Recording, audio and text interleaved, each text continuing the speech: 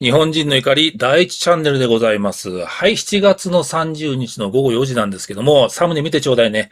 今日はね、熊本地震の自衛隊の活躍のね、この写真や動画を皆さんに一挙ご紹介したいと思います。いやいや、本当に頑張ってくれてますよ。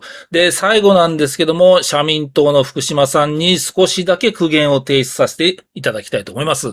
はい。じゃあまずね、今回自衛隊がもう大活躍でもう不眠不休でやっているんですけども、まあ、なんといっても驚いたのは例のエアコンですよね。エアコン300台を、これ埼玉の入間空軍基地からビョーンとこれ飛行機飛ばしまして、すでにもう配備されてるんですよ。すごいでしょ。たった1日ですよ。はい。そのね、飛行機が飛び立つ様子までを自衛隊が発表してますので、その動画まずご覧いただきましょう。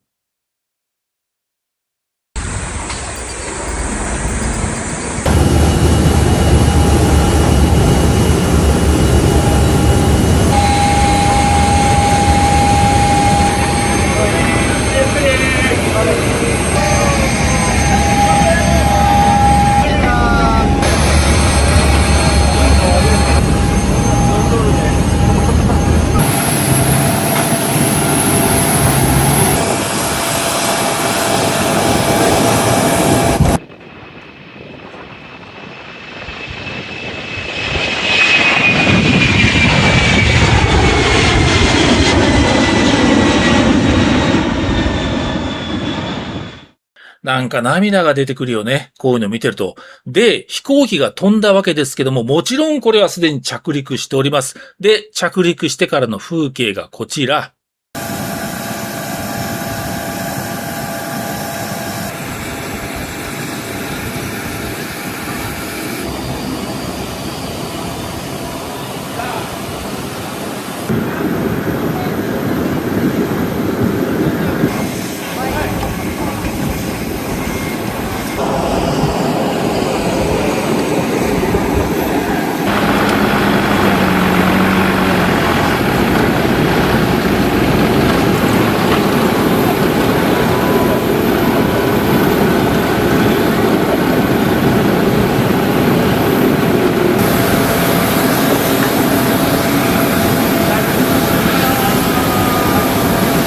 フォークリフトを使いましてね、こうやって荷下ろしするわけですよ。そして荷下ろししたものをトラックに積んで、いろんなとこに運んでいくと。ね。そしてずーっと行きました。で、こうやってね、トラックに積みましたフォークリフトで、で、この車が発車します。で、発車しましたら、避難場所に届きます。そしてそれを皆さんで手分けして、自衛隊員の方がね、これ1個25キロって書いてあったかな。これを持ってですね、体育館の中に運ぶわけなんですよ。これ見事だと思いませんか？これほんとすごいですよ。で、この写真もそうなんですけども、これ三里町と書いてあるでしょ？今お見せした一連の写真はここなんですけども、空明るいよね。これ29日の夕方だと思われます。で、ね、28日の夕方に地震があったんですから、なんと、たったの24時間で東京からエアコンをここまで運ぶ。すごいよね。これ入間空軍基地。まあ、埼玉か。埼玉からここまで運ぶんですよ。これすごいスピードだと思いません？これ他の国だったらこんなことできるかな？これはおそらく日本だけだと思いますよ。まあ、このね、情報がまた海外に伝わると思いますので、海外の X 民がね、これ書いてくると思いますね。日本は一体どうなってんだと。なんでこんなことができるんだと。これほんと素晴らしいよ。で、このエアコンなんですけども、商品はね、これらしいですね。ビッグカメラと今回は提携したんですけども、重さが25キロ。このポータブルサイズであれば、なんとかですね、被災地で、いろんなね、こういう、エアコンをですね、ちゃんとこう焚きましてね、やることができると。ってことで、このように体育館に運んで一件落着ということです。でね、ここの文章にも書いてあるんですけども、これもちろん今じゃありませんよ。これ結構前なんですけども、熊本空港に到着した約300台のクーラーを西部方面輸送隊第8後方支援連隊の車両で避難所や物資集積拠点等に輸送し、約半数を被災者の皆様へお届けしましたと。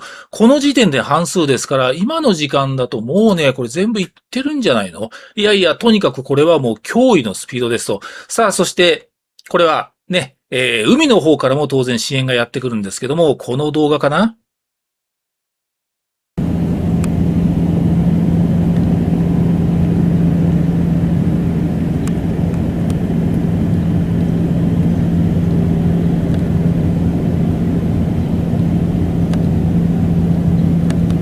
災害支援と書きましたね。この艦船がやってきて、これでね、またいろんな救助活動であるとか、援護活動、後方支援ですね。それを行うと。でね、これに伴いまして、こんな写真があったんですよ。はい。これね、私は別に海上自衛隊詳しくありませんが、なんかこういうね、ちょっとちっちゃめの艦船も応援に来たんだなぐらいに見ていたんですけども、これね、説明を見ましたらね、こう書いてあるんですよ。これは、水中処分母船 YDT。いいですか？水中処分母船。さすがに聞いたことありません。水中処分母船って何のことだと。皆さんもわかんないじゃないですか？で、僕もね、調べました。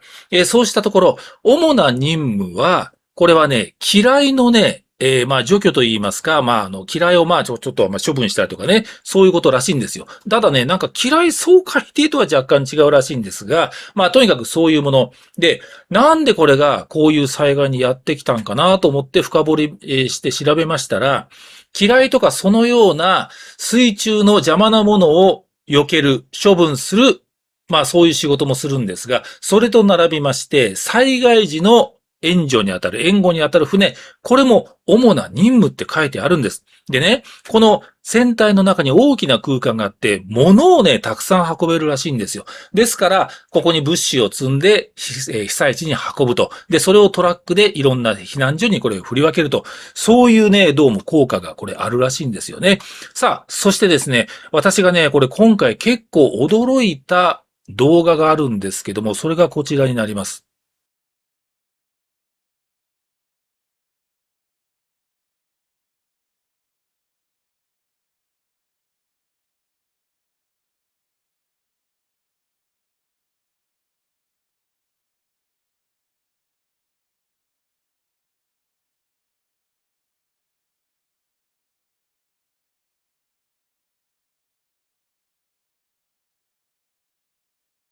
イオンですよ。イオン、熊本ね。イオンモール熊本。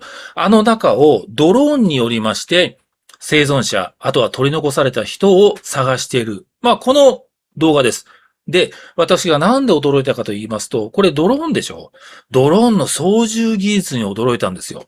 だってね、ここは何があるかわからない。で、ちょっとぴょーんと出ています。なんだろう、これ鉄筋だとかコンクリートに羽がプロペラ、これがぴょんと当たったら墜落して終わりでしょ？もう機能失っちゃいますもんね。ということは、かなりの操縦技術がいるということ、ここなんですよ。つまりね、ウクライナ戦争で証明されましたが、ドローンの時代になるというのが明らかになりましたよね。で、自衛隊もドローンの導入、あるいはドローンを導入するだけではなくて、それを操縦する人が必要になってきます。だから、そういう操縦士の訓練をちゃんと自衛隊はやっていたんだということが、これによって確認できました。だからね、私、これ見てほっとしましたよね。ああ、よかったなぁとね、これ思いましたね。で、実際にこれで、要救護者を発見したのかどうかまでは情報わからないんですけども、今回活躍したのは間違いありません。そして、これ、現場、重機ですよ。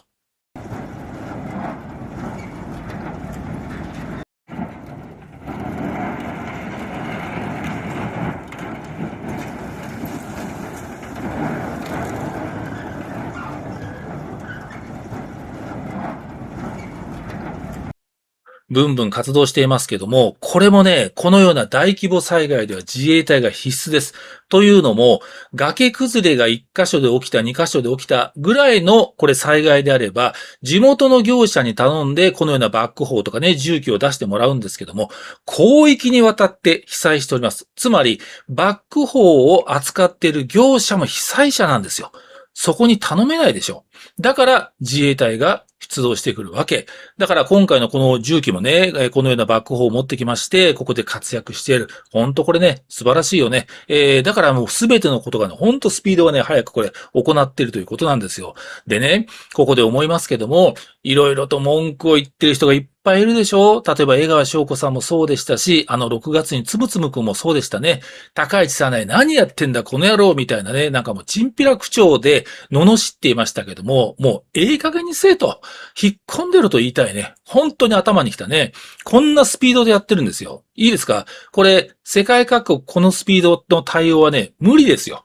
当然こんなスピードで対応できるわけない。それをやってる。いかにね、これ政権が機能しているかということ。まあね、そういう連中はほっときましょう。さあ、そしてこのイオンなんですけども、次に私が、あっと思ったのがこの写真。ね。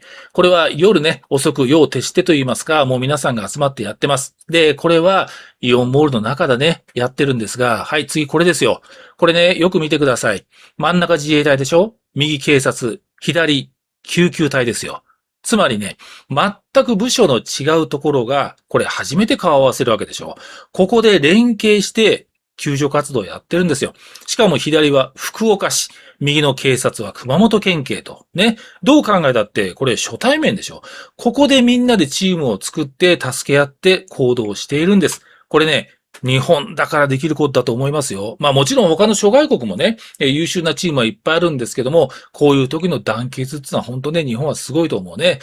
そしてさらになんですけども、これ、なんか背中に国土交通省と書いてありまして、で、自衛隊はね、こんな説明していたんですよ。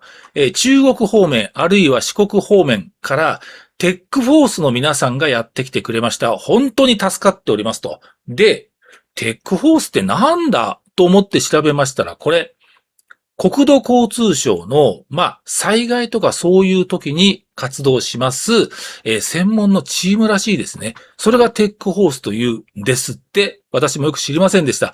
はい、今回ね、その人たちが中国地方と、あとは四国地方ですね。そこの国交省の、担当者がやってきて、このようにお互い助け合ってやってる。本当にこれもね、ありがたいと、自衛隊の皆さんが、これね、話をされていましたよね。はい、いかがです？本当ここまで見ましてね、もう頑張れ自衛隊としかね、私からも声が出ません。皆さんも同じだと思いますよ。もうそう言うしかないですもんね。で、他の写真もね、これイオンの中ですし、あとは、これだな。はい、これ警察犬かな？救助犬ですよね。こういうものが出て、活動している、このような写真がいっぱい出ておりますので、皆さんこれはね、ぜひ見ていただきたいとね、これ本当に思いますよ。さあ、そこでね、最後なんですけども、はい。ほっとけないの福島みずほさん、頼むからほっといてくれと。もうね、心の底から私は叫びたいと思います。福島さんね、これ何なんだろうな、本当不思議なんですけども、今回福島さん、災害があった翌日、29日にこのようなポストをしております。この件で防衛省と交渉しました。身分を隠して情報収集をしたことがない。不適切な情報収集をしてはいないという小泉大臣の発言を裏付ける説明は全くありませんでした。憲法違反だ。個人情報保護法違反だ。と言ってるんですが、この件で防衛省と交渉しました。じゃあこれは一体何かということになるんですが、はい、私まとめますよ。ここにあるニュース。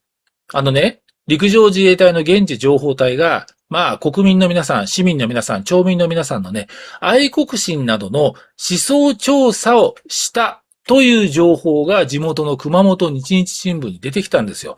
それが表に出てきたもんですから、これは自衛隊法違反だ、憲法違反だということで、福島さんがパクッとこれ食いついたわけね。で、食いつくのはいいですわ。そこまではいいですよ、食いつくのはね。ただ、時とね、場所っていうのがあるでしょう。こんなね、今自衛隊が目いっぱいフルで活動して人命救助をやっているとき、もう最初の72時間がめちゃくちゃ大事なわけでしょ？しかもこの炎天下と。で、さっきのエアコンのスピード見てください。あんな動きをしているのに、福島さんはその妨害活動をやってるわけですよ。本望じゃないですか？妨害活動してね。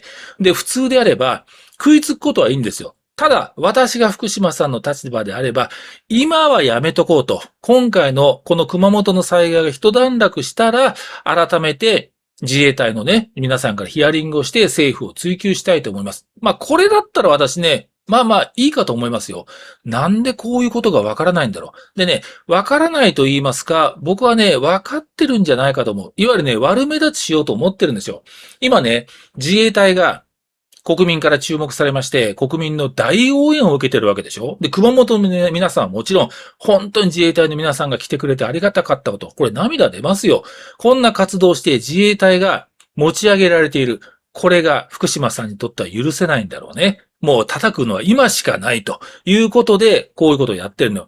で、しかもですね、これも福島さん分かってると思うけども、ほとんどの国民にはこんなものは受けません。受けるわけがない。それどころか、社民党いい加減にせえ、早く国会から退場しろと。これほとんどの人が思いますよ。ところが、福島さんはそういうね、私たちみたいな一般の人はもう相手にしていないんですよ。いわゆるコアなお客様だよね。このタイミングでこういうことをして、うわーすげえ福島ってやる非常に特殊な人たちが一部に存在するんですけども、そこを相手に商売してるんですよ。だってこれに反論できる人いますか？これ今やることですか？ぜひコメントくださいよ。これ今やることと思う方は、なんでこれを今やるべきなのか、これぜひ教えてほしいね。僕は今やるべきじゃないと思いますよ。さあ、同じ野党なんですけども、今やるべきではないと判断した人がいます。はい、それが立憲民主党の杉尾秀哉さんでございますね。昨日お知らせした自衛隊による個人情報収集問題ですが、熊本で大きな地震が発生し、自衛隊員が多数出動しているため、少し時間を置いてヒアリングを開催する方向となりましたと。つまり、全く同じことを立憲民主の杉尾さんがやろうとしたんですが、さすがにまずいという判断したわけ。でしょ？全く判断が分かれていますよね。ただ、もっともね、杉尾さん、昨日の段階では、いや、28日のね、震災直後のツイートで、やる気満々だったのよ。だから、これ杉尾さんの判断じゃないね。これ、立憲民主の上層部が、杉尾さん、ちょっと待てと。さすがに今やるのはまずいと。